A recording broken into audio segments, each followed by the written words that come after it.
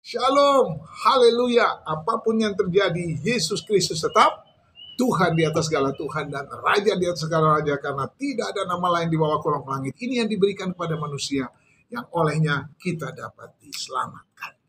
Amin. Kita akan membahas firman Tuhan berikut ini dengan judul tanda-tanda alam semesta yang mendahului kedatangan Yesus kembali. Lukas 21 ayat 25 sampai 28, demikianlah firman Tuhan, dan akan ada tanda-tanda pada matahari dan bulan dan bintang-bintang, dan di bumi bangsa-bangsa akan takut dan bingung menghadapi deru dan gelora laut. Orang akan mati ketakutan karena kecemasan, berhubung dengan segala yang menimpa bumi ini, sebab kuasa-kuasa langit akan goncang. Pada waktu itu orang akan melihat Anak Manusia datang dalam awan dengan segala kekuasaan dan kemuliaannya. Apabila semuanya itu mulai terjadi, bangkitlah dan angkatlah mukamu, sebab penyelamatmu sudah dekat. Bagi orang yang percaya pada Yesus, dia tidak akan bingung menghadapi hal-hal ini. Ada rasa takut tapi tidak dikuasai ketakutan. Ada rasa bingung tapi tidak dikuasai kebingungan. Tuhan pasti punya cara untuk menolong orang percaya. Nah, hal yang pertama yang perlu kita ingat, apa yang Yesus firmankan pasti terjadi. Karena Tuhan sudah katakan itu sebelumnya. Menjelang kedatangan Yesus yang kedua, Tuhan Yesus sendiri mengatakannya. Dia pasti datang dan lihat tanda-tanda ini. Dia tidak bilang waktunya kapan, tapi lihat tanda-tanda ini. Lalu kita mempersiapkan diri kita. Nah, itu yang pertama. Firman-Nya pasti ya dan amin terjadi.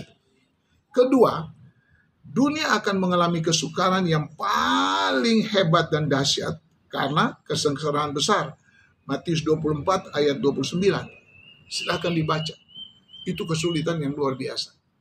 Sekarang aja kita melihat harga-harga yang melonjak naik. Ini bukan karena mau pergantian presiden atau apa, bukan, karena firman Tuhan sudah mengatakan akan ada kesulitan.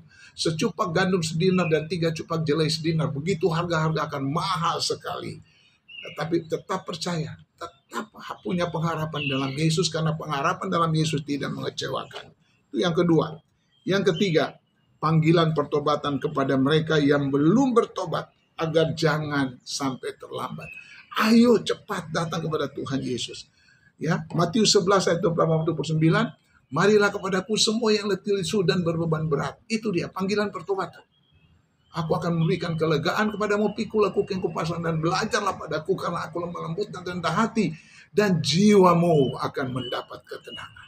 Sebab kuk yang kupasang itu enak dan bebanku pun ringan. Tuhan janji itu. Ini firman semua saudara yang kita harus percaya.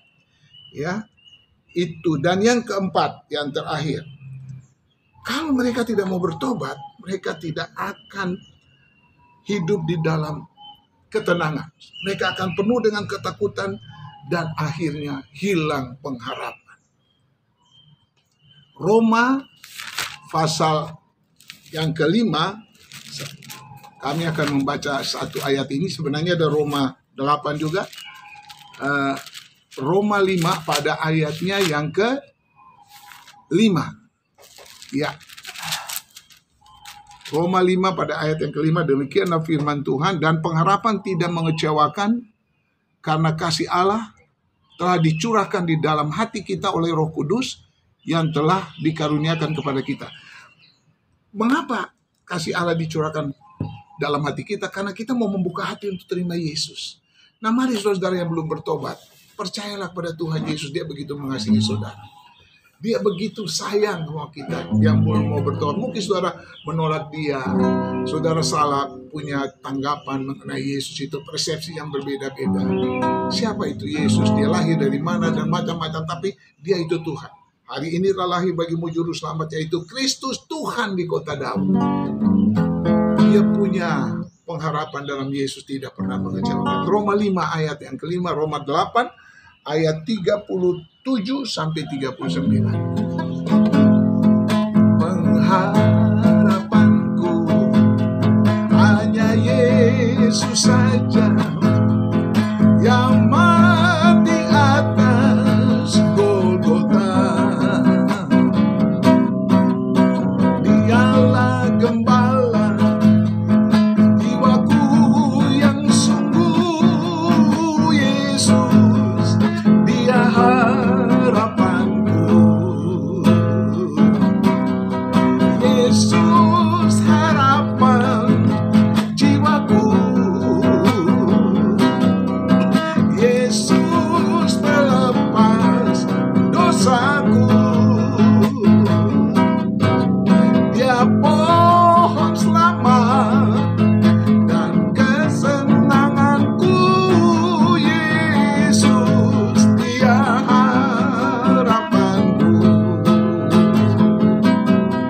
Yesus harapan jiwaku.